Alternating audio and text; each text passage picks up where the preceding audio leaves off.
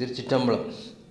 ஓம் விக்னேஸ்வராய நமக. அன்பர்களே, இந்த பதிவிலே நாம் பார்க்க இருக்கின்ற ஜாதகம் திரு ஆதவ அர்ஜுனா அவரது ஜாதகம். இணையதளம் மூலம் இவருடைய ஜாதகத்தை நாம் பெற்று அதன் மூலமாக ஆய்வு செய்கிறோம். இவர் இப்பொழுது தமிழக வெற்றி கழகத்தின் தேர்தல் மேலாண்மை செயலாளர் என்ற உயர்ந்த பொறுப்பிலே இருந்து அந்த கட்சியினுடைய பணிகளை ஆற்றிக்கொண்டிருக்கின்றார். இவருடைய ஜாதகத்தை எடுத்துக்கொண்டால், இவர் மிதுன லக்னம், விருச்சிக ராசி என்று தெரிகிறது. அந்த ஜாதகப்படி கிடைத்த ஜாதகம் அதுதான். இந்த ஜாதகத்தில் பார்த்தீர்கள் என்று சொன்னால், லக்னாதிபதி புதன் அங்கே 10வது வீட்டிலே சூரியனோடு இருக்கிறார். சூரியன் 3 குடையவன் மிக வலிமையாக இந்த ஜாதகத்திலே திக்குபலம் பெற்று இருப்பதை காண முடிகிறது. செவ்வாய் 4ஆம் இடத்திலும் சனி 4ஆம் இடத்திலும் இருக்கிறது. குரு 5இல் இருக்கிறார்.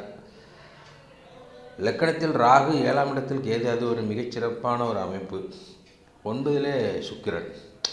இப்போ இவர் பார்த்தீர்கள் என்று சொன்னால், ஆரம்பத்தில் விளையாட்டு துறையில் மிகுந்த ஆர்வமுடையவர்.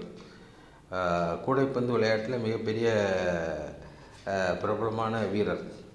அப்போ அந்த மாதிரி இந்த 3ஆம் அதிபதி 5ஆம் அதிபதி இந்த சூரியன் சுக்கிரன் வலிமை பெற்று காணப்படுவதனாலே, அதாவது 9இலே சுக்கிரன் மிகச்சிறப்பு, குருவின் பார்வையில் இருக்கிறார். 10இலே சூரியன் திக்குபலம் பெற்றிருக்கிறார். இவர் விளையாட்டு கலை அது மட்டும் அல்லாமல் சூரியன் அரசியல் கிரகம். எனவே அரசியலிலும் மிகுந்த வலிமை, ஒரு தொடர்ந்து அதில் மிகுந்த ஈடுபாடோடு செயல்பட்டு வருகிறார். அப்போ இதில் பார்த்தீர்கள்னு சொன்னால், 3ஆம் அதிபதி சூரியன் மாமனார் ஸ்தானம் என்று சொல்வார்கள். அந்த வகையிலே இவருடைய திருமணத்திற்கு பிறகு இவருடைய மாமனார் வீட்டினுடைய ஆதரவினாலே இவர் மிக அதிகமான செல்வ வளம் பெற்று மேலும் புகழ் பெற்றவராக, வலிமை பெற்றவராக இருக்கிறார் என்பது இவருடைய ஜாதகத்தின் மூலம் தெரிகிறது. அடுத்து 4வது இடத்திலே செவ்வாய் சனி சேர்ந்திருக்கிறது. சந்திரன் நீசம் பெற்று காணப்படுகிறது. இதனால் சிறு வயதிலேயே இவர் தாயை பிரிந்து அந்த சூழ்நிலைகள் தெரிகிறது. செவ்வாய் சனி சேர்ந்திருக்கிறது. அந்த இடத்துல குருவின் பார்வை இல்லை. சூரியனும் புதனும் தான், அதுவும் நீசம் பெற்ற புதனுடைய பார்வையும் தான் பெறுகிறார்கள். அதனால் மேலும் உக்கிரத்தன்மை ஆகும். அடுத்து இவருடைய பெரியம்மா அவர்களாலே இவர் வளர்க்கப்பட்டிருக்கிறார். அவர் மிகப்பெரிய போலீஸ் அதிகாரி.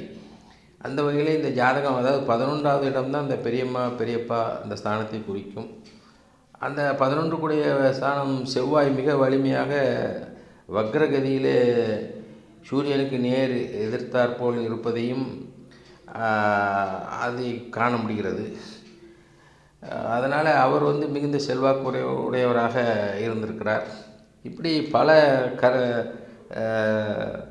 வகையான ஜோதிட உண்மைகள் இந்த ஜாதகத்தின் மூலம் இவருடைய வாழ்க்கை முறையோடு சரியாக இருக்கிறது.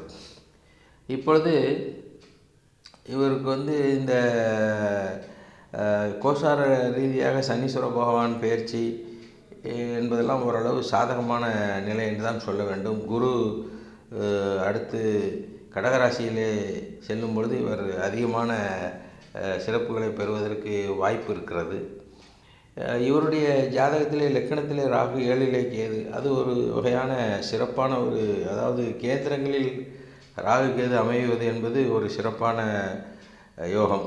ஆர் கேந்திரந்தனில் கார்நாக செம்பாம்பு குடியிருக்க ஜாதகன் அரசனுக்கு சமானமானவன் என்று ஜாதக சாஸ்திரம் சொல்கிறது.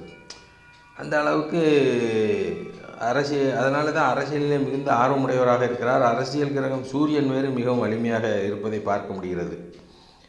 இப்படி பல வகையிலே இவருடைய ஜாதகம், அது மட்டுமல்ல இந்த ஜாதகத்தில் சில சிறப்பான யோகங்கள் காணப்படுவதையும் நம்மால்